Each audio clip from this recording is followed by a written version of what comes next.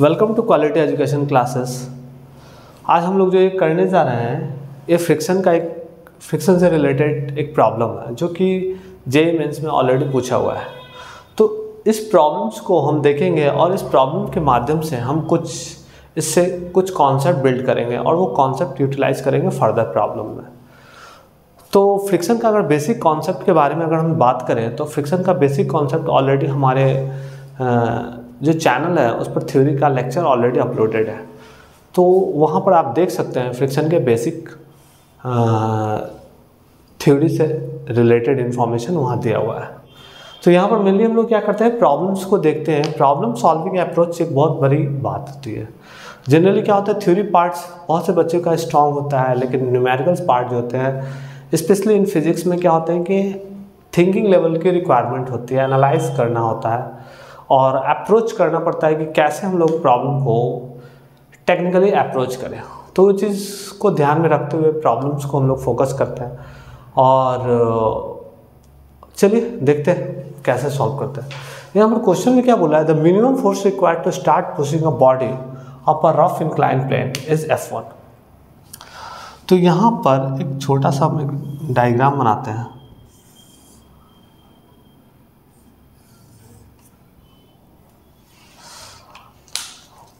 ये rough incline plane है और यहाँ पर क्या हुआ है, एक बॉडी को पुश करना है। क्या करना है, pushing a body of a rough incline plane. मतलब रफ इंक्लाइन प्लेन करने का मतलब ये वाला पार्ट हमारा रफ पार्ट है। क्या है, रफ। अब रफ है तो वहाँ पर फ्रिक्शन तो आएंगे ही। अब फ्रिक्शन आएंगे तो फ्रिक्शन का जनरली टेंडेंसी क्या होता है, रिलेटिव मोशन को अपोज करते हैं। तो ये तो बेसिक कॉन्सेप्ट हम लोग पहले से ही जानते हैं। तो इस रफ सरफेस है तो इसका कोफिशिएंट ऑफ फ्रिक्शन हमारे को दिया हुआ है। कोफिशिएंट ऑफ फ्रिक्शन जो होगा, कोफिशिएंट ऑफ फ्रिक्शन एक्चुअली क्या आता है, ये मटेरियल का प्रॉपर्टी है। म्यू का वैल्यू जितना ज़्यादा होगा उतना ही ज़्यादा हमारा फ्रिक्शन उस सरफेस पर होगा। तो ये हमारा क्या है, कोफिशिएंट ऑफ फ्रिक्शन है। हमको क्या करना है कि बॉडी को पुश करना है रफ इंक्लाइन प्लेन पर और फोर्स क्या लगा रहा हूँ मैं, F1। मान लीजिए F1 फोर्स लगा रहा हूँ। लेकिन अगर मैं बात करूँ कि to start pushing a body up rough incline plane is F1 while the minimum force needed to prevent it from sliding down is F2। ठीक है, मैं और फर्दर कैसे देखता हूँ। यहाँ पर जब हम लोग फोर्स F1 लगाएंगे स्टार्टिंग में, तो एक बात करें तो इस ऑब्जेक्ट का mg जो है एक्ट करेगा डाउनवर्ड। क्या करेगा, mg जो है एक्ट करेगा downward. If theta is the inclination of the incline plane, तो अगर मैं बात करूं तो ये कंपोनेंट हमारा कितना हो जाएगा, ये भी हमारा क्या हो जाएगा, थीटा हो जाएगा। ये भी हमारा थीटा हो जाएगा। अब मैं पूछूंगा कि कैसे वो थीटा हो गया।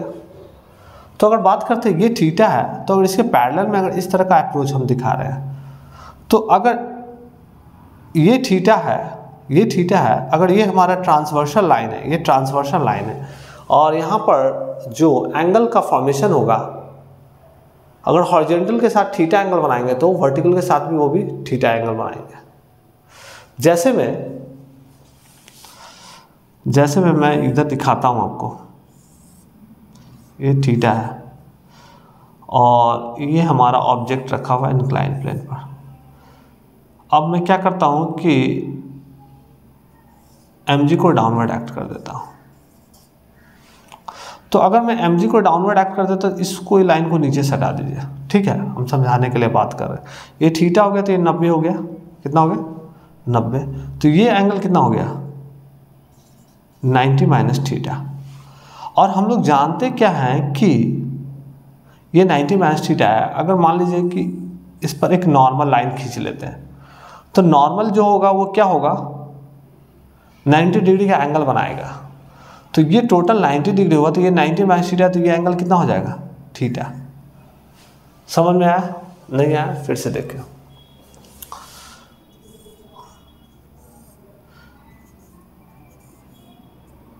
ये थीटा है। हम क्या कर रहे हैं कि mg जो है डाउनवर्ड एक्ट करवा रहे हैं। तो एम जी डाउनवर्ड एक्ट है, तो यहाँ पर एक राइट एंगल ट्रायंगल आप बनता हुआ आप देख रहे हैं, राइट एंगल ट्रायंगल बन रहा है, तो ये थीटा होगा, तो ये 90 होगा, तो ये हमारा 90 माइनस थीटा होगा। अगर मैं इस पर नॉर्मल ले लेता हूँ, क्या लेता हूँ, नॉर्मल, तो नॉर्मल लूँगा तो ये 90 माइनस, तो ये क्या हो जाएगा, थीटा। क्लियर हो गया, 2 बार में बता दिया, यहाँ भी बता दिया, यहाँ भी बता दिया। अब ये थीटा है, तो इसका एक कंपोनेंट इधर आएगा बाय वेक्टर रिजोल्यूशन कॉन्सेप्ट से। वेक्टर का कॉन्सेप्ट क्या बोलता है कि अगर कोई एक वेक्टर है, देखिए यहाँ पर कोई वेक्टर ए है, सर्टेन एंगल थीटा है, तो इसका प्रोजेक्शन जो होगा इस डायरेक्शन में ए कॉस थीटा आएगा, और इसका वर्टिकल प्रोजेक्शन जो होगा ए साइन थीटा आएगा। तो हमारा एम जी क्या है, एक फोर्स है, और फोर्स क्या होगा हमारा, एक वेक्टर क्वांटिटी होगा। तो हम एम जी को अगर एज अ फोर्स पकड़ते हैं तो उसको भी हम रिजॉल्व कर सकते हैं 2 भाग में। तो एक कंपोनेंट इसका इधर आ जाएगा एम जी कॉस थीटा, और इसके एक कंपोनेंट इधर आ जाएंगे perpendicular m g sine theta आ जाएंगे। तो अब जब मैं फोर्स ब्लॉक पर अपवर्ड लगा रहा हूँ, ऑब्जेक्ट मेरा ऊपर की ओर इंक्लाइन प्लेन के ऊपर जब जा रहा है, तो फ्रिक्शन फोर्स ऑब्वियसली अपोज करेगा उसके रिलेटिव मोशन को। तो फ्रिक्शन फोर्स जो एक्ट करेगा वो डाउनवर्ड एक्ट करेगा। क्या करेगा, डाउनवर्ड एक्ट करेगा। तो डाउनवर्ड यहाँ देखिए, ये वाला पार्ट जो हम दिखा रहे हैं रेड कलर से, ये तो फ्रिक्शनल फोर्स का हम लोग बात करते हैं। तो फ्रिक्शनल फोर्स जो एक्ट करता है वो क्या होता है, frictional force mu into N, और एन हमारा क्या होता है, नॉर्मल। तो नॉर्मल कैसे निकालेंगे, तो नॉर्मल निकालने के लिए क्या करना होगा, एम जी साइन थीटा। तो ये जो इंक्लाइन प्लेन है, इंक्लाइन प्लेन है, इस ऑब्जेक्ट पर नॉर्मल एक्ट करेगा ऐसे, ठीक है। तो मैं बात करूं तो नॉर्मल हमारा क्या हो जाएगा, एम जी कॉस थीटा के बराबर हो जाएगा। नॉर्मल क्या हो जाएगा हमारा, एम जी कॉस थीटा के बराबर हो जाएगा। तो फ्रिक्शनल फोर्स क्या हो जाएगा, frictional force mu into N, मतलब mu into m g cos theta. अब फ्रिक्शनल फोर्स निकल गया, तो अगर मैं बात करूं फोर्स बैलेंस की बात करूं, इसकी बात करूं फोर्स बैलेंस की, तो नेट अपवर्ड फोर्स क्या एक्ट कर रहा है, तो नेट अपवर्ड फोर्स हमारा है F1, और डाउनवर्ड फोर्स कितना है, m g sine theta act कर रहा है ग्रेविटी के कारण, और mu m g cos theta act करेगा फ्रिक्शनल फोर्स के कारण। तो फ्रिक्शनल फोर्स और एम जी साइन थीटा दोनों इन्वॉल्व हो जाएंगे down the plane, sliding plane के नीचे आ जाएंगे। तो हमारा जो फोर्स F1 लगा रहा है जो कि बॉडी को अप की ओर ले जा रहा है, तो एक्चुअली क्या बोलता है, न्यूटन सेकेंड लॉ से बात करें तो न्यूटन सेकेंड लॉ बोलता है कि नेट फोर्स जो होता है मास इनटू एक्सेलरेशन की बात करते हैं। तो यहाँ पर क्या है, नेट फोर्स जो है F1 है जो कि एक्ट कर रहा है ऑब्जेक्ट पर। तो नेट फोर्स जो हो रहा है तो एक्ट कर रहा है उस ऑब्जेक्ट पर, तो अपवर्ड डायरेक्शन में। तो अगर मैं बात करूं न्यूटन फर्स्ट लॉ की बात करूं, तो न्यूटन फर्स्ट लॉ क्या बोलता है, क्या है कि कोई भी ऑब्जेक्ट हमारे क्या है, अगर स्टैटिक इक्विलिब्रियम स्टेट में है तो उसमें हमारे क्या होते हैं, नेट हमारा जो फोर्स अपवर्ड और डाउनवर्ड फोर्स है या लेफ्ट और राइट फोर्स है वो बैलेंस्ड होता है। मतलब इक्विलिब्रियम कंडीशन की मैं बात करता हूँ। ऑब्जेक्ट अगर हमारा रेस्ट में है तो रेस्ट में रहेगा, अगर मोशन में है तो मोशन में रहेगा। तो यहाँ पर हम लोग क्या कर रहे हैं कि F1 यहाँ पर बोल रहा है कि minimum force required to start pushing a object, मतलब जस्ट उतना, कम से कम इतना फोर्स दे दें कि हमारा ऑब्जेक्ट जस्ट स्टार्ट हो जाए ऊपर की ओर जाने की ओर। तो उस केस में हमारी जो फ्रिक्शन की बात होती है, लिमिटिंग फ्रिक्शन की बात होती है, मतलब that is the maximum friction exerted by a inclined plane on the body। तो हमारा क्या होगा कि मैक्सिमम फ्रिक्शन जब ये एक्सर्ट कर रहा होगा तो हमको मिनिमम फोर्स कितना हम दे दें कि हमारा ऑब्जेक्ट जस्ट क्या है उस इंक्लाइन सरफेस पर स्टार्ट हो जाए, on the verge of motion, just चलने को तैयार हो जाए। तो ये हमारा वैल्यू क्या है, कैलकुलेट, मतलब कि जो डाउनवर्ड फोर्स एक्ट कर रहा है, अगर डाउनवर्ड फोर्स जितना एक्ट कर रहा है, अगर सेम अमाउंट ऑफ फोर्स जो है अगर हम यहाँ पर जो कैलकुलेट करते हैं, मतलब that is minimum force required to nullify this force, मतलब कि डाउनवर्ड फोर्स जो एक्ट कर रहा है उसको नलीफाई करने के लिए मिनिमम हमको इतना फोर्स देना पड़ेगा।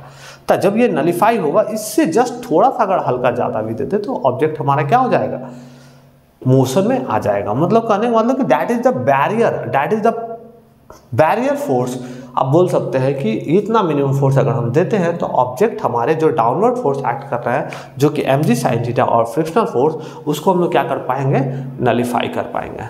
तो F1 हमारा ये आएगा। ठीक है, इसी का सेकेंड केस में मैं बात करता हूँ।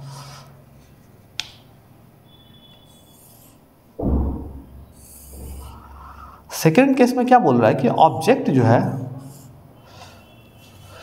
while the minimum force needed to prevent it from sliding down is F2। तो मान लीजिए कि यहाँ पर कोई इंसान है और वो क्या कर रहा है, यहाँ पर मिनिमम फोर्स जो है F2 लगा रहा है ताकि उसको स्लाइडिंग डाउन ना हो सके।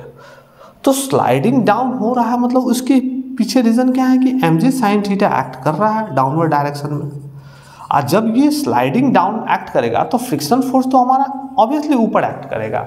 अगर इंक्लाइन प्लेन पर अगर कोई ऑब्जेक्ट है जो कि नीचे की ओर आना चाह रहा है तो नीचे जब आना चाहेगा तो ऑब्वियसली फ्रिक्शन फोर्स उसको अपोज करेगा, रिलेटिव मोशन अपोज करेगा, तो फ्रिक्शन फोर्स अपवर्ड एक्ट करेगा। और जब वो नीचे आना चाह रहा है तो नीचे आने के पीछे रिस्पॉन्सिबल हमारी एक ग्रेविटी भी होगी। ग्रेविटी फोर्स का एक कंपोनेंट जो है अलॉन्ग द सर्फेस एक्ट करेगा। तो along the surface mg sin theta act किया।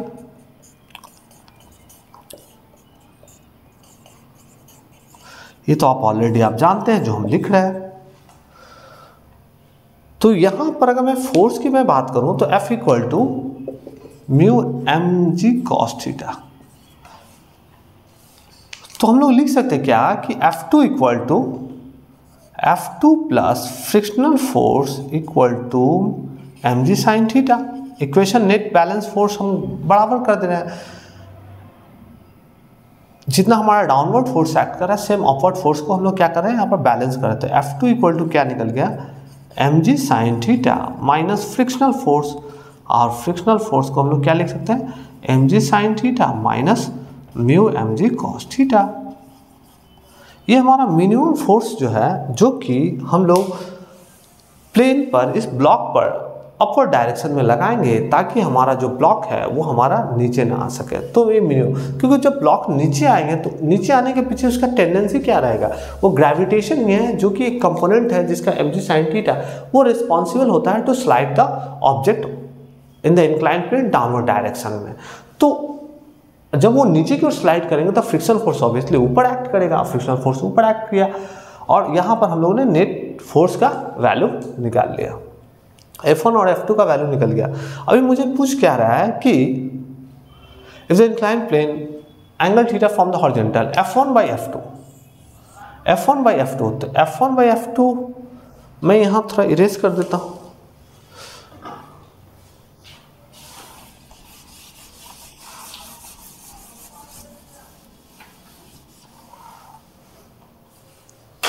आप देख सकते हैं यहाँ पर F1 by F2 की बात कर रहा हूँ।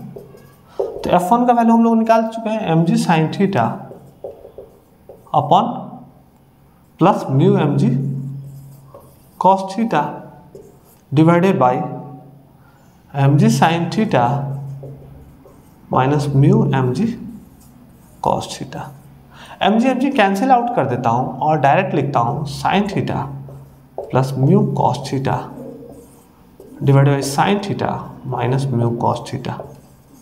अब क्या करता हूँ मैं cos थीटा से डिवाइड कर देता हूँ numerator as well as denominator को। तो यहाँ पर क्या हो जाएगा, sin theta plus mu cos theta divided by cos theta, नीचे भी सेम काम करता हूँ sin theta minus mu cos theta divided by cos theta. तो डिवाइड करने से क्या हो गया, sin theta cos theta tan theta हो जाएगा रेस्पेक्टिव, और mu cos theta by cos theta cancel out हो जाएगा, म्यू हो जाएगा सिंपल। यहाँ पर क्या होगा, sin theta by cos theta tan theta हो जाएगा, यहाँ पर cos थीटा कट जाएगा माइनस म्यू, और tan थीटा का वैल्यू गिवन है क्वेश्चन में, आप देख सकते हैं क्या गिवन है, 2 म्यू। तो यहाँ अगर मैं पुट कर देता हूँ 2 mu plus mu upon 2 mu minus mu, तो 3 म्यू अपॉन म्यू, म्यू में कट गया 3, मतलब हमारा क्या हो गया option D. Option D is the correct answer. ठीक है, इज इट क्लियर और नॉट? क्योंकि हम लोग का बेसिक कॉन्सेप्ट क्लियर है तो हमारी प्रॉब्लम बन जाएंगे, इसमें बहुत कुछ इन्फॉर्मेशन आप सीखे होंगे। ठीक है, हम लोग मिलते हैं नेक्स्ट क्लास में। थैंक यू, धन्यवाद।